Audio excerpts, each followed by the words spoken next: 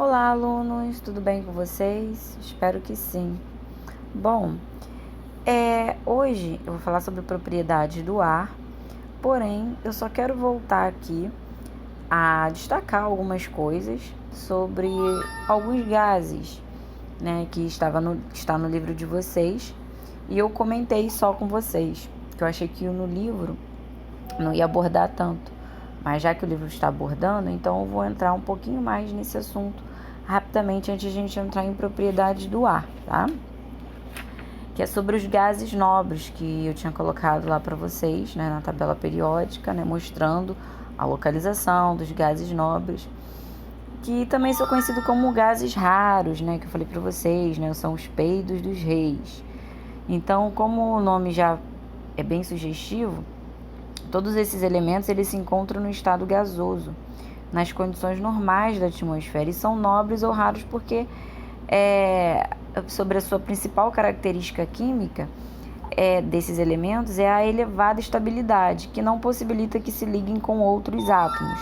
Então é como se eles realmente fossem nobres, não permitem que eles se misturem, né, com outras pessoas, nesse caso com outros átomos. Então esses gases nobres são incolores, né, inodoros, e estão presentes na atmosfera em 1% do seu volume, tá? Então eles têm várias aplicações técnicas e vamos entender, né, algumas delas. Então, sobre esses gases nobres, se vocês quiserem acompanhar no livro, está na página 24. Então, assim, eu falei para vocês do argônio. Então, o argônio, ele tem uma ação anticorrosiva, então é aplicado em lâmpadas incandescentes para evitar a corrosão do filamento do tungstênio. Em museus que apresentam peças de metais, é utilizado para evitar a corrosão dentro das caixas de vidro que protegem as obras. Então, esse foi o argônio, um dos integrantes dos gases nobres, tá? O neônio é usado em luminosos ou lâmpada tipo neon, que vocês já viram em letreiros de bares, né? Ou geralmente à noite, que precisam iluminar bem, restaurantes. Então, além dele, há o criptônio e o xenônio, cada um deles apresentando uma característica quando lá for submetida à descarga elétrica. E o gás hélio? O gás hélio é um gás extremamente leve, costuma ser usado para balões, né? Esses balões bexiga de festa. Era usado para encher os balões dirigíveis, em substituição ao gás hidrogênio. Por quê? Por que substituiu o hidrogênio? Porque ele era muito inflamável, ele era muito reativo, qualquer coisinha ele podia explodir, né? Pegar fogo. Então, por isso utilizaram o gás hélio, que é um gás estável, como eu falei para vocês. Já o hidrogênio, ele é um gás muito instável. Então, o hélio, junto com o hidrogênio, são responsáveis pelo calor emitido pelo Sol, né? Então, lá na nossa estrela, contém o hidrogênio e o hélio. Sobre vapor de água e aerosóis, né, na página 27, eu comentei com vocês também sobre isso, né? Inclusive, responsáveis por fazer o buraco na camada de ozônio, né? Então, o vapor de água ele é invisível, mas se torna visível quando ele se condensa. Exemplos são as nuvens. Vocês viram isso, formando minúsculas gotas de água, né, e tornando-se visíveis. Então, em algumas situações, essas gotículas, elas vão se associar a cristais de gelo durante a formação das nuvens. Bom, então, os cientistas eles começaram a descobrir que no ar limpo, totalmente livre de poeira e outros aerosóis, só ocorre a condensação do vapor de água em condições supersaturadas. Como assim? Isto é, umidade relativa acima de 100%. Então, assim, primeiro, o que são aerosóis? São partículas sólidas ou líquidas que se encontram suspensas em um meio gasoso, geralmente, né, no ar, tá? Então, como é que acontece isso aí na atmosfera? Né? Já que a umidade, eu falei, relativa acima de 100%. Na atmosfera, as gotículas de nuvem elas não crescem a partir de gotículas menores, mas precisam da presença de partículas microscópicas como poeira, fumaça e sal lançado na atmosfera junto com a água do mar, que fornecem superfícies relativamente grandes, sobre as quais, né, essa condensação ou deposição pode ocorrer. Então, as minúsculas gotas começam a se formar e vão dando volume às nuvens, tá? Então, a gente consegue perceber a presença do vapor de água em neblinas, nevoeiros, tá? São nuvens com sua base em contato com o solo. Na página 27, tem aí um esquema, né, ilustração, das possíveis fontes de aerosóis que se dispersam no ar atmosférico, contribuindo para a formação das nuvens. Então, a gente tem aí partículas orgânicas, matéria orgânica, sal marinho, poeira do solo, partículas biogênicas, compostos orgânicos, fumaça. Então, tudo isso aí são possíveis fontes de aerosóis que vão se dispersar no ar atmosférico, tá? Tem aí embaixo um dos componentes encontrados no ar, poeira, né? Resíduos do solo, como argila, cimento e por aí vai. Bom, finalizamos aqui. Inclusive, eu vou pedir para vocês fazerem os exercícios, né, completinhos. Nós vamos entrar agora sim, né, na aula de propriedades físicas do ar, tá? Está na página 29, tá, do livro. Então, primeiro, o que são propriedades? São características típicas de algo que os distingue particularmente das demais substâncias. Então, vocês têm a imagem, né, aí da atmosfera, tem um halo azul, né, um halo de um gás azul, que é visto, né, do espaço sobre a Terra. Então, como vocês estão vendo na foto, nessa névoa que a gente observa ao redor da Terra, representa o ar atmosférico, que tem vários tipos de gases, água na forma de vapor e partículas suspensas, como poeira e fuligem. Só que, assim, o ar ele é invisível para a gente quando a gente está na superfície do planeta. Como é que a gente pode provar que ele existe, né? Então, existem propriedades, tá? Uma delas é que o ar é matéria, tem massa e peso. A gente consegue comprovar. Então, essa é uma das propriedades que a gente consegue comprovar com facilidade, enchendo uma bexiga, por exemplo. Então, o ar, ele é matéria, ele tem massa e peso.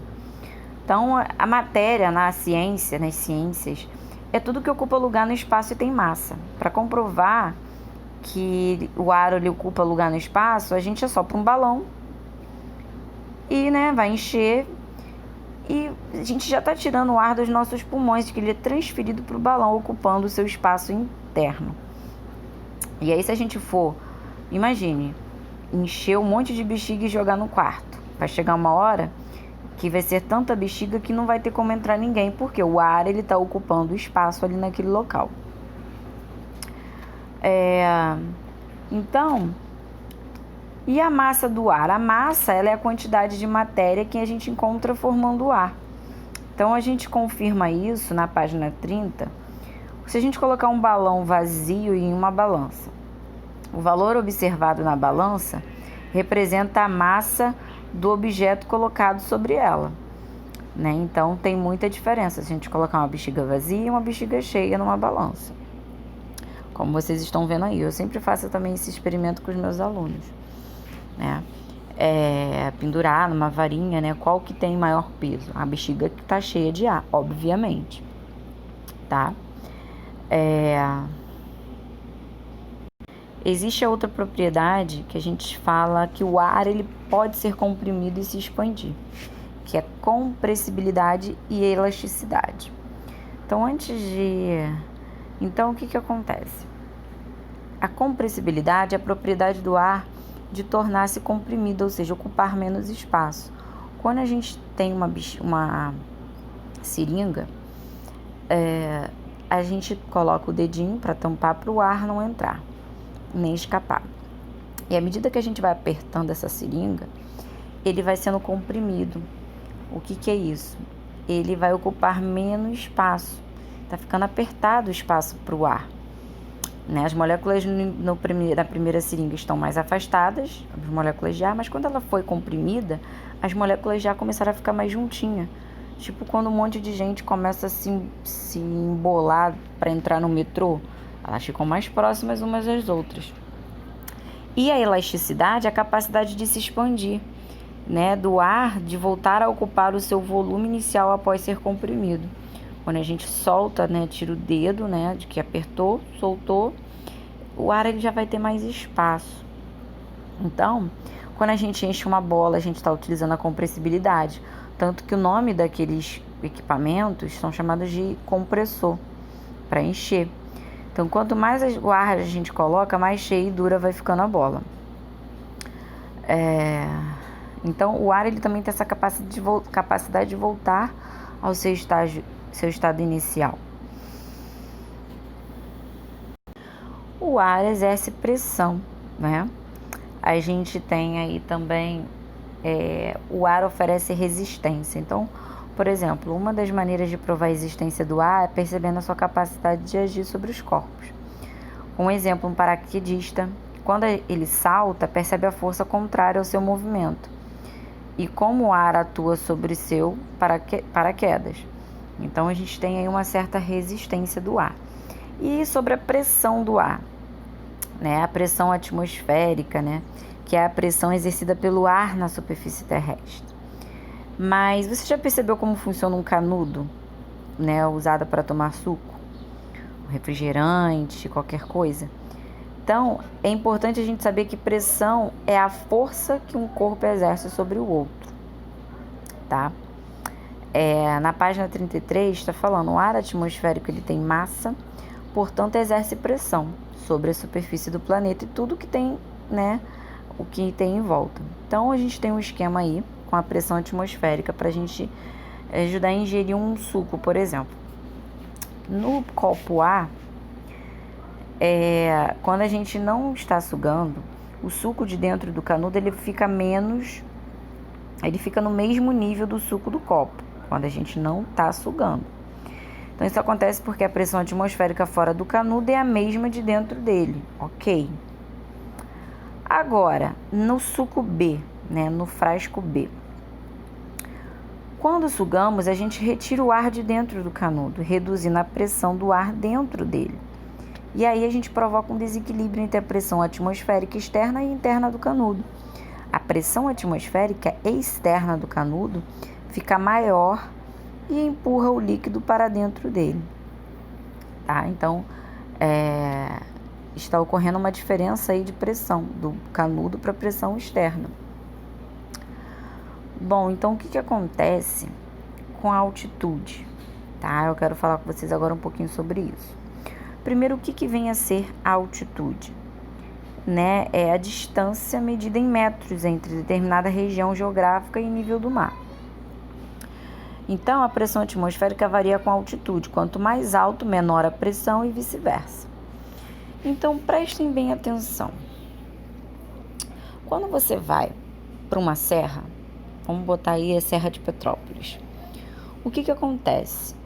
Você começa a sentir uma diferença de pressão, o seu ouvido começa a ficar meio surdo, justamente porque o seu organismo está tentando igualar as pressões, né?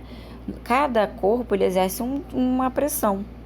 Nós temos uma pressão sanguínea, por exemplo. Então, o nosso corpo ele tende a se igualar com a pressão externa ali do meio ambiente. Então, vocês sabem que o ar atmosférico ele tem uma mistura de gases, vapor, materiais ali, poeira, micro-organismos. Então, eles tendem a se concentrar ali próximo na superfície da Terra por conta da força gravitacional, né? Então, quanto mais próximo a gente estiver do nível do mar, maior é a força gravitacional, tá? Maior é aquele peso, digamos assim, que vai resultar numa maior concentração de componentes do ar. Quanto maior a concentração desses componentes, maior é a pressão atmosférica. Então, perto do nível do mar, maior é a pressão. Longe do nível do mar, menor é a pressão. Então, se a gente estiver longe do nível do mar, né, mais distante, em altitude, menor é a força gravitacional. Então, portanto, menor é a concentração dos componentes do ar. Então, tem menos quantidade de oxigênio. Por isso que muitas pessoas, quando vão para uma certa altitude, que não está acostumada, ela sente falta de ar, né? Ela não consegue, ela fica buscando ar, por exemplo, pessoas que vão escalar o Monte Everest, né? É um dos picos, né, mais altos, né? Acho que tem mais de 8.000 metros de altitude. As pessoas começam, o ar fica rarefeito. O que é isso? Fica poucos gases, oxigênio. A pessoa não consegue respirar, tem que ir com um cilindro. Muitos morrem no meio do caminho, às vezes nem é por conta da falta do oxigênio, mas por outras coisas. Jogadores, né, quando vão lá para Bolívia, né, do Brasil, foram para Bolívia, lá em La Paz. A altitude é totalmente diferente. Eles precisam, antes de competir num campeonato, eles precisam treinar uma semana antes para se acostumarem com a respiração mais rarefeita. Estão compreendendo? Então, quanto menor a concentração dos componentes do ar, menor é a pressão atmosférica, é o que acontece lá em grandes altitudes. Então, localidades de muitas altitudes apresentam baixa pressão atmosférica e o ar ele vai se tornar rarefeito, ou seja, com reduzida concentração de oxigênio, além de outros componentes. Então, é isso. Então, assim, por exemplo, um alpinismo, que é uma atividade esportiva, vai exigir preparo físico, como eu falei para vocês. Não é qualquer pessoa que vai, vou escalar um monte X. Tem que treinar. São escaladas de montanhas acima de 2.500 metros. Um dos equipamentos não pode faltar na mochila, né, do alpinista, que é o quê? O cilindro com gás oxigênio, que tem o semelhante a uma pequena garrafinha, né, uma pequena garrafa. Então, na página 34, tem uma ilustração muito legal para vocês compreenderem melhor esse assunto também. Então, assim, por volta de 2.800 metros de altitude, o corpo do alpinista começa a sentir os efeitos do ar rarefeito. Aí a pessoa sente náusea, dor de cabeça, tontura, fraqueza. Então, o uso desse equipamento é para justamente amenizar esses efeitos negativos do ar rarefeito. A pessoa pode delirar. Então, assim, quanto mais próximo do nível do mar, a pessoa está lá no chão, maior é a pressão atmosférica. Está mostrando muito bem. Maior a concentração de partículas ali no ar suspenso. À medida que a pessoa vai escalando, pouca concentração de moléculas de ar, menor é a pressão atmosférica. Então, lá em cima, esses componentes ficam mais dispersos, tanto que a gente nem vê direito ali as bolinhas, está representando na figura. Então, menor força gravitacional. E já embaixo, maior força gravitacional. Bom, agora uma dúvida, né? Vocês sabem que quanto maior a profundidade, maior a pressão, correto? Então, se a pessoa está lá no fundo do mar, a gente sabe que não pode atingir muitos níveis de profundidade. Porque parece que a pessoa vai virar o quê? Uma sardinha enlatada, vai ser esmagada por conta da pressão que é grande. Inclusive submarino. Por que a pessoa, né, para ir para profundidades grandes, ela vai de submarino? Então, o que acontece? O nosso corpo, ele apresenta uma grande quantidade de ar nos órgãos internos, além do sangue, que vai atuar exercendo pressão. Então, nosso corpo tem uma certa pressão sanguínea, do ar. E então, dessa forma, a pressão atmosférica, ela é exercida de fora para dentro, é a mesma pressão exercida de dentro para fora.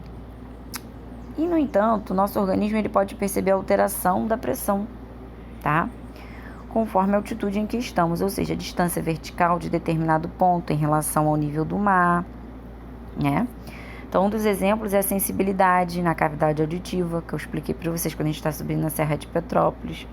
Lugares em altitudes diferentes, é possível sentir essa ação. Quando a gente desce estradas em serras, o tímpano sofre ação de pressão atmosférica. Em cidades de maior altitude, a pressão atmosférica ela é menor. Então, em cidade de menor altitude, a pressão é maior. Portanto, quando a gente vai mudar de um lugar para o outro, para as cidades de menor altitude, o organismo ele vai demorar um pouco para se adaptar a essa nova pressão.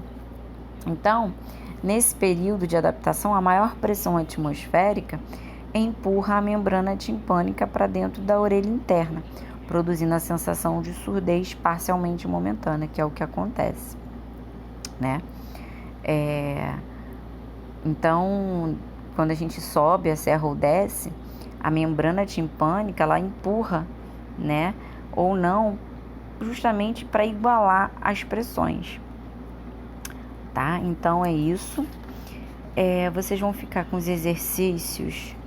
Eu vou passar os exercícios que nós já havíamos conversado, que na verdade eu nem passei, né? Eu só não corrigi a atividade toda da página 13.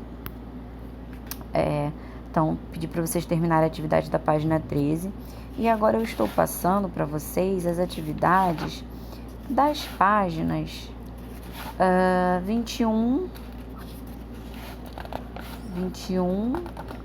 23, 24, 26, a 28, 29, não são tantos, né? Só até 29 tá bom, vocês façam, que foi assunto que foi dado, tá? Vocês façam que nós vamos corrigir. A matéria que eu dei hoje, não vou passar atividade dessa matéria não, dessa aula não, para não ficar muita coisa para vocês. Então, eu espero que vocês façam os exercícios e tenham compreendido a matéria. Qualquer coisa, me envie um e-mail, me mande um zap, tá bom? Que eu estarei aí para tirar as dúvidas de vocês. Então, um beijo e até a nossa próxima aula.